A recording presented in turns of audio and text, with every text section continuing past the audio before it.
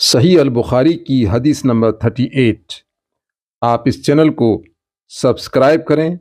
عنایت ہوگی۔ سیدنا براء بن عازب رضی اللہ عنہ سے روایت ہے کہ نبی کریم صلی اللہ علیہ وسلم جب ہجرت کر کے مدینہ تشریف لائے تو پہلے اپنے ددیال یا ننیال میں جو انصار سے تھے ان کے ہاں اترے، اور آپ صلی اللہ علیہ وسلم نے مدینہ آنے کے بعد 16 مہینے یا 17 مہینے بیت المقدس کی طرف منہ کر کے نماز پڑھی،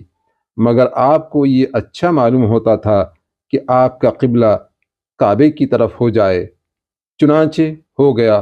اور سب سے پہلی نماز جو آپ صلی اللہ علیہ وسلم نے کعبے کی طرف پڑھی عصر کی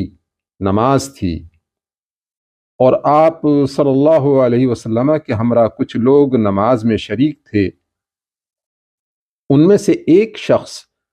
نکلا اور کسی مسجد کے قریب سے گزرا تو دیکھا کہ وہ لوگ بیت المقدس کی طرف نماز پڑھ رہے تھے،